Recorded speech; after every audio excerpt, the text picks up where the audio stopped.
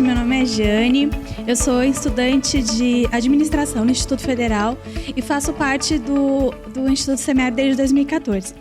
E eu vou chamar um cara que em 2018 ele foi considerado pela Forbes um dos jovens mais influentes do Brasil. Ele é empreendedor social do Moradigna, engenheiro, empresário, pós-graduado em negócios sociais, consultor e palestrante de inovação na Fábrica de Criatividade. Mas tudo isso é só um detalhe, porque ele é pai da Isabela. E ele está lutando muito para deixar o mundo melhor para ela. E vamos conversar com o Matheus Cardoso.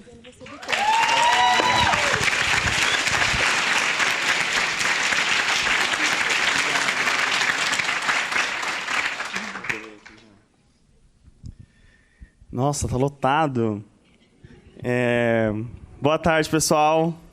Tudo bom com vocês? Pessoal, a ideia aqui é poder compartilhar um pouco com vocês, um pouco da minha vivência. Eu acho que esse currículo aí é super legal e tudo mais. Mas o mais importante é que a minha intenção, na verdade, é que um pouquinho do que eu vivi possa servir como... Eu não gosto do termo inspiração, porque para mim quem inspira é Deus e somente. Eu gosto mais do termo de aprendizado mesmo. Possa servir de aprendizado para que a gente compartilhe nossas histórias e que faça sentido um pouquinho para cada um de vocês aí. Então já me apresentaram, né? Eu sou técnico em edificações, eu fiz minha graduação em engenharia, fiz uma pós, terminei meu mestrado, mas isso é muito importante para mim, para minha mãe, que se orgulha em contar para as vizinhas, para as minhas tias. Mas o que eu gosto mesmo de dizer é que eu sou fã do El Chan, eu sou uma criança formada na década de 90, então isso diz muito mais sobre mim, sobre quem eu sou, como eu sou. E eu tenho uma filha de 3 anos, que é o amor da minha vida, que é quem me movimenta realmente a estar transformando o mundo que a gente está vivendo e como a gente está vivendo. E para contar um pouco do case, né, que é o Moradigna, eu conto um pouco da minha história, que é uma história... Eu tenho certeza que muito semelhante das histórias de vocês, sabendo do intuito do Instituto e tudo mais. Inclusive, queria agradecer o convite. Eu sou morador, eu fui morador, tenho 24 anos, eu morei durante 20 anos da minha vida no Jardim Pantanal, que é uma comunidade que fica no extremo da Zona Leste de São Paulo. E é uma comunidade periférica, é uma comunidade de baixa renda, que tem diversos problemas, todas as problemáticas que a gente conhece de uma comunidade de baixa renda, né? Falta de acesso a saneamento básico, falta de acesso à saúde, à educação de qualidade, todas essas problemáticas. E ter vivido durante 20 anos da minha vida com essas problemáticas sempre foi muito desafiador, e uma das principais problemáticas, além disso, do Jardim Pantanal, é que a gente fica às margens do Rio Tietê. Essa linha grossa, preta aqui, é o próprio Rio Tietê. E por estar às margens do Rio Tietê, o Jardim Pantanal sempre teve uma especificidade, uma dificuldade a mais, né? Que era a questão de estar às margens do rio, uma comunidade formada na década de 70, na década de 80, por famílias que saíam do Nordeste para tentar a vida aqui em São Paulo, como os meus pais. Então a gente sempre sofreu muito com as inundações do Jardim Pantanal, né? As chuvas vinham na época de verão e a gente ficava ilhado, literalmente debaixo d'água, semanas. A enchente por si só já é uma mega problemática. A enchente à margem de um rio, ela dura semanas, potencial de durar meses. E era uma situação muito complicada, uma situação até que as pessoas às vezes tinham que se adaptar, tinham que se adequar a esse tipo de situação. Eu gosto sempre de perguntar o que vocês mulheres carregam nas bolsas de vocês, pessoal? O que vocês carregam nas bolsas, mulheres? Chave, batom, absorvente, celular, carteira, comida, carregador, notebook, um monte de coisa, né, pessoal? As mulheres do Jardim Pantanal, elas carregavam sempre, principalmente nessas épocas de enchente, uma garrafa PET de 2 litros com água. Vocês sabem por quê? Para lavar o calçado, quase. Para lavar os pés.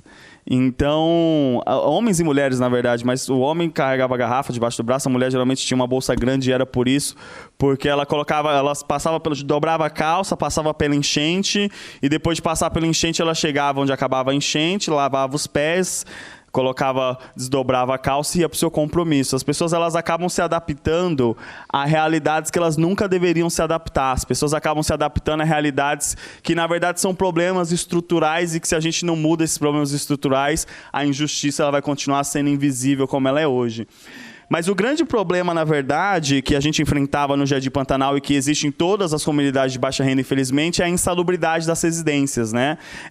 Uma casa com mofo, uma casa sem ventilação, uma casa sem iluminação, uma casa com diversos problemas que impactam negativamente na saúde das pessoas. Isso no Jardim Pantanal era potencializado por conta das enchentes, mas essa é uma realidade, na verdade, de 40 milhões de brasileiros. Isso quer dizer que 1 a cada 5 pessoas no nosso país não mora bem dentro da própria casa. Isso quer dizer que 1 a cada 5 pessoas no nosso país não volta para um lar saudável no final do dia, não dorme num lar saudável no final do dia.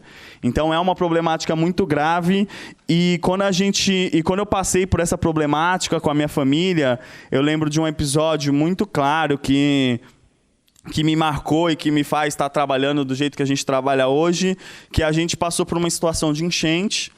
E quando a gente passou por essa situação de enchente, eu tinha 6 anos de idade, meu irmão mais novo tinha 5 anos, minha mãe era uma mãe solo há muito tempo já, meu pai já tinha saído de casa. E eu lembro que a gente passou por uma enchente, a água ela vem muito rápido, é uma situação de calamidade, uma situação muito ruim, mas o que me marcou foi uma dentro das diversas enchentes que a gente já tinha passado, mas o que me marcou nessa foi quando a minha mãe, ela pegou eu e o meu irmão mais novo, ela colocou num lugar mais alto e ela pediu desculpa por aquilo.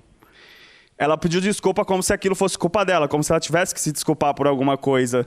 E isso me marcou muito, porque, de novo, eu tinha 6 anos de idade, mas você vê sua mãe passando por esse tipo de situação, você como criança passar por esse tipo de situação, é justamente por isso que a gente trabalha para que ninguém mais passe por esse tipo de situação, para que nenhuma mãe, para que nenhum filho mais passe por esse tipo de situação. Porque é uma situação de calamidade, é uma situação de impotência. Acho que a fala anterior foi muito assertiva sobre isso, se é raiva ou se é impotência que você sente nesse tipo de situação. E como que a gente pode usar isso ao nosso... Eu não gosto do discurso de usar isso ao nosso favor, vamos lá, que é possível, porque a gente acaba entrando na vala da meritocracia que a gente sabe que não existe, que a gente sabe que não funciona. Mas como que isso pode ser um gatilho, como isso pode ser um gatilho transformador, que no meu caso, depois que eu ter passado por diversas dessas situações, a minha família, a minha mãe sempre me incentivou muito com que eu estudasse, e de novo eu me assemelho muito a vocês nesse sentido, porque quando minha mãe me incentivava, estuda que a caneta é mais leve que a pá, estuda que a educação é a única oportunidade que você vai ter para crescer na vida, a gente aqui no Jardim Pantanal, eu me apeguei muito a isso e eu consegui estudar, consegui uma bolsa no cursinho pré-vestibular, consegui uma bolsa para estudar numa das melhores universidades não públicas do nosso país, eu estudei no Mackenzie com uma bolsa ProUni. E o exemplo, e muito engraçado, porque o exemplo que foi dado aqui foi exatamente o que aconteceu comigo. O meu véu, ele se rasgou nesse sentido quando eu estava no Mackenzie. E só pode falar mal do Mackenzie quem estudou no Mackenzie, tá, pessoal? Quem estudou no Mackenzie tem o direito de falar mal da minha universidade. Só eu que estudei lá tenho o direito de falar mal de lá. Porque é a melhor universidade não pública que a gente tem no país, mas é a universidade mais burguesa e elitista que a gente tem no nosso país também. É um espaço que não foi feito para mim, é um espaço que é desenhado para quem eu não tenho acesso, e foi mais do que uma saga ter me formado, estudado lá durante a minha trajetória.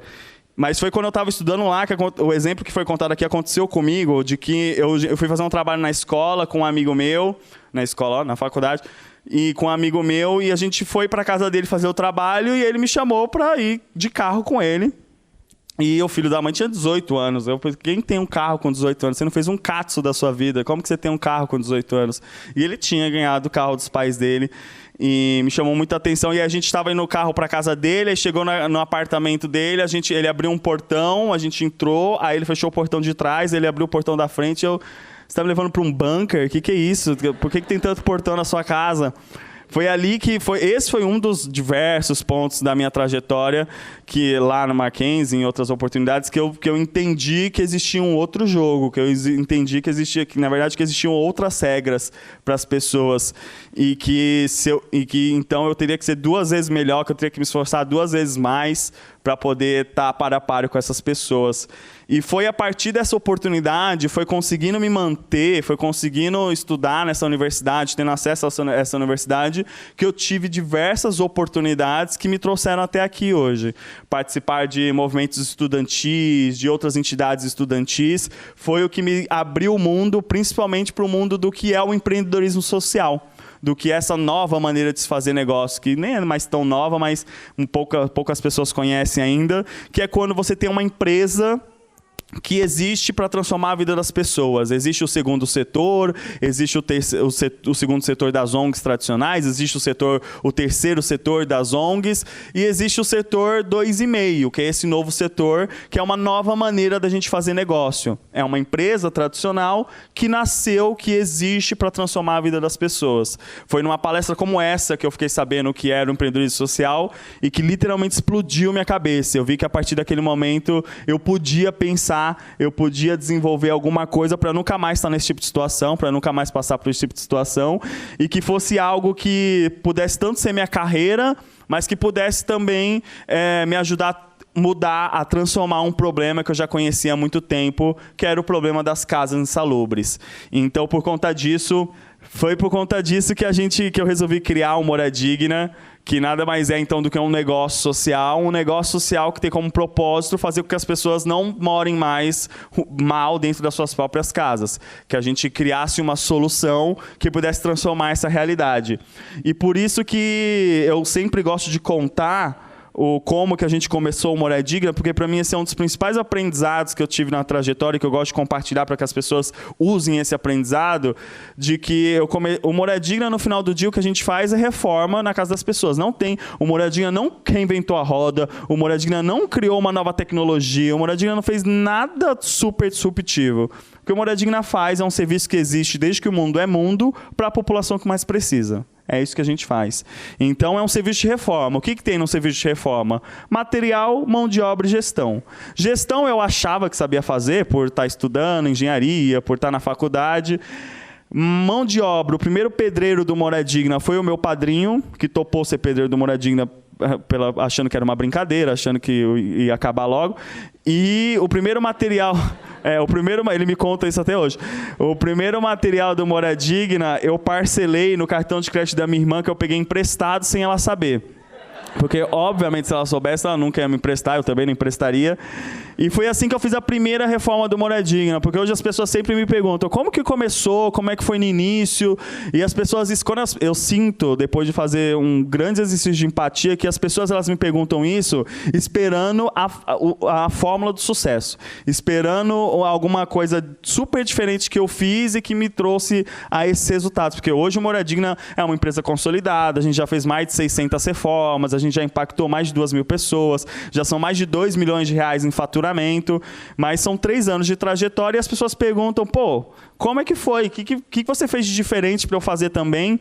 E eu tenho medo da resposta ser frustrante, enfim, de frustrar as pessoas, porque nesse sentido foi simples, sabe? De começar. Eu acho que o grande diferencial para que a gente pudesse pensar em como acabar com essa injustiça invisível, que é as pessoas que não podem morar bem dentro das suas próprias casas, foi começar, foi saber o que compõe uma reforma e juntar o que eu tinha ao meu favor, o que eu tinha acesso para poder fazer essa transformação acontecer.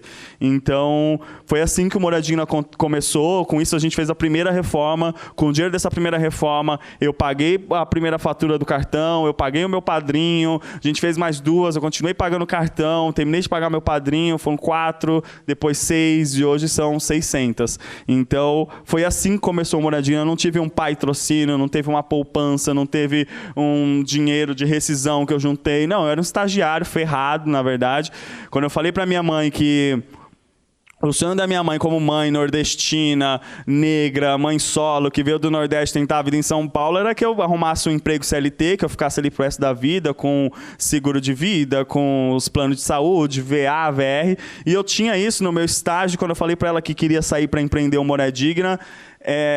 Ela não me deu uma surra, porque eu já era maior que ela, mas eu vi no semblante dela, brincadeira, minha mãe sempre me apoiou muito, mas eu vi no semblante dela assim, hoje eu sei fazer a leitura de que era uma preocupação, hoje que eu sou pai eu consigo fazer uma leitura de que era uma preocupação, porque ela queria o melhor para mim, ela quer o melhor para mim, então sair, arriscar para empreender um negócio que ninguém nem sabe se vai dar certo, porque não é uma padaria, não é um salão de cabeleireiro, não é algo que tem uma receita, que tem mais chance de dar sucesso. É um negócio social, que poucas pessoas conhecem, que poucas pessoas entendem como funciona, como é que isso funciona, quem vende, quem compra. Mas, de novo, eu acho que, primeiro, ter o apoio da minha mãe, mesmo que o apoio dela veio como um não desapoio, e segundo, poder contar com o que eu tinha ao meu redor, foi crucial para que a gente começasse com o Moradia Digna. E aí, só explicando rapidamente o que a gente faz, tinha que ser uma solução escalável, né? Não podia ser uma solução que funcionasse para minha vizinha, para minha rua, tinha que ser um produto que funcionasse para todo o Brasil, né? Porque é um problema muito grande. Então, a gente criou um produto que é o Reforma Express, que nada mais é do que um serviço que está incluso mão de obra, material e gestão, tem um ticket médio de R$ 4.500 a R$ 7.000, e o principal, essa é a diferença, né? Até aqui, de novo, são coisas que qualquer empreiteira, que qualquer outro pedreiro pode oferecer. O que o Moradia Digna oferece de diferente é o acesso a um financiamento, é a família poder pagar em 12, 15 vezes, porque R$ 7.000, R$ 5.000, as famílias não têm acesso, uma família de baixa renda não tem acesso a esse valor. Agora, 12 parcelas de R$ 300, 15 parcelas de R$ 400, elas conseguem pagar, e é isso que torna o nosso negócio acessível. Para sair de uma lógica de gambiarra, de obra que não acaba nunca, uma obra não planejada ela é até 40% mais cara. Isso é uma outra injustiça invisível, né? Quando a gente fala que quem menos pode é quem mais paga, a gente está falando de um mega problema estrutural. Então, quem não tem acesso ao conhecimento, quem não tem acesso, não sabe como planejar a sua reforma, que geralmente é a população de baixa renda que não tem acesso a esse conhecimento, paga 40% a mais. E é quem tem menos tem recurso. Então, a gente sai desse problema estrutural para uma reforma rápida, a reforma dura 5, 6 dias, com qualidade, com garantia, enfim, é um mega impacto, né? Eu trago algumas fotos para ficar claro o quão simples são as intervenções, mas que trazem um mega impacto na vida das pessoas, né? Eu estou falando de banheiro, estou falando de vaso sanitário, de azulejo, eu estou falando de cozinhas, eu estou falando, de novo, de pequenas intervenções, porém que trazem um mega resultado na vida das pessoas. E pequenas intervenções que durante muito tempo eu não tive acesso, e eu sei que talvez muitos de vocês já tenham passado por esse processo também. Isso é Faltam 5, né? Obrigado. Eu sei que muitos de vocês talvez tenham passado por esse processo, e o quanto é ruim, né?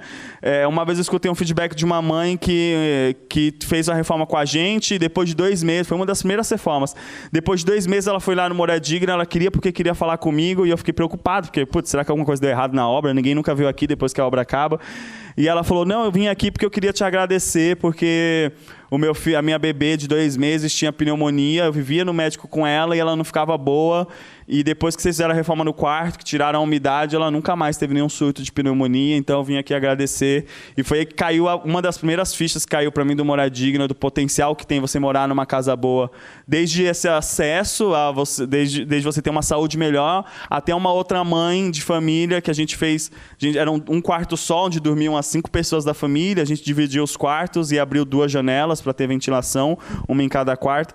E aí ela virou para mim, quando eu estava entregando a reforma, e ela falou, cara, muito obrigado, porque pela primeira vez na vida eu vou poder usar uma lingerie com meu esposo. Então, o quão simples são algumas coisas que a gente deixa de ter acesso, que a gente deixa de viver, que a gente deixa de ter como potencializador, porque a gente não mora numa casa adequada. A casa é uma plataforma. Ela pode ser uma plataforma para potencializar bons resultados, como para prejudicar seus resultados. Como que a gente pode cobrar de um pai de família que ele tem um bom desempenho no trabalho se ele não consegue tomar um banho quente antes de trabalhar? Como que a gente pode cobrar de uma mãe a limpeza da casa, sendo que a casa o chão é de terra batida?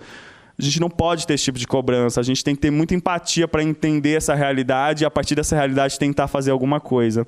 Então, aqui são 3 momentos do Moradia Digna que, na minha concepção, são a repetição desses 3 momentos que fazem com que a gente alcance os resultados que a gente tem alcançado. Aqui é um momento que a gente está apresentando para os pedreiros quais são as casas que eles vão reformar, contando a história das famílias que eles vão atender, porque não basta só entregar uma lista de material e um endereço. Se fosse assim, a gente não seria Moradia Digna, a gente seria qualquer outra empreiteira do mercado. Agora eu conto para o pedreiro a necessidade daquela família, que a dona Joana precisa daquela janela, senão ela não vai conseguir respirar direito, que a dona Maria precisa daquele piso, senão as crianças vão continuar com bronquite. E isso muda tudo, porque a partir desse alinhamento, a gente tem reações como a da Ana Paula, que foi me agradecer, que eu perguntei para ela por que ela estava feliz. Essa aqui foi uma foto que eu tirei sem querer e me chamou muita atenção ela abrir a porta e receber a gente feliz, porque reforma é um mal necessário, né? Ninguém gosta de reforma, ninguém acorda e fala, hoje tem reforma em casa. Hoje vão vir aqui, vão quebrar minhas paredes, vão levantar a poeira. Ninguém gosta de reforma.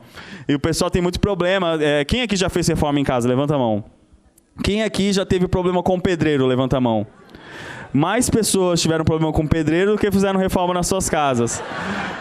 E a Ana Paula, ela estava numa situação contrária dessa, porque ela falou para mim assim, que ela estava muito feliz com o seu José que estava trabalhando na casa dela, porque todo dia às 4h30 o seu José fazia questão de instalar o vaso sanitário velho dela.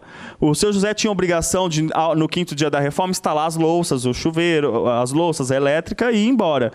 Ele não tinha essa responsabilidade, mas todo dia às 4h30, ele ia embora às 5h, ele instalava o vaso sanitário velho, porque a Ana Paula é uma mãe solo, com 3 crianças em casa, então ela precisava daquele vaso para poder fazer a casa funcionar, não tinha 2 banheiros em casa. Então, isso com certeza é uma consequência desse momento.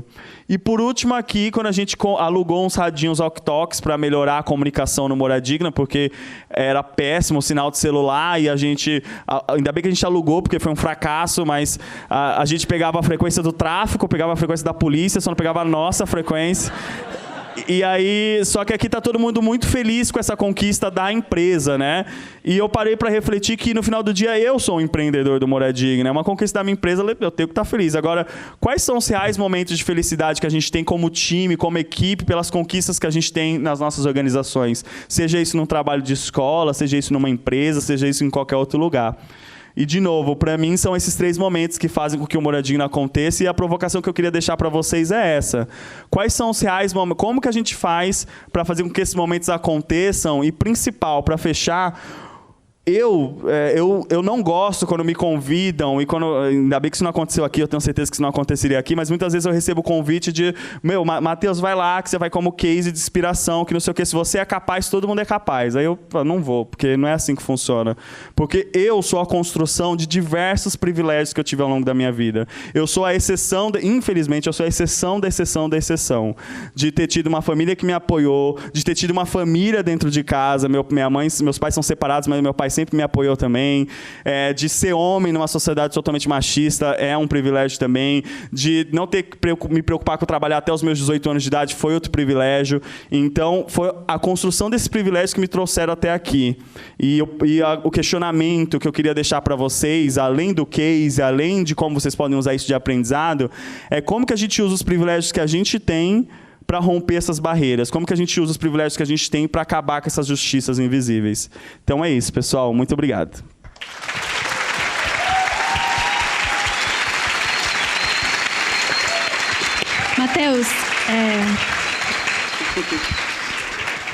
Matheus, em nome do Instituto, eu quero agradecer a disposição. Obrigado, querida. E entregar essa lembrancinha para você. Obrigado.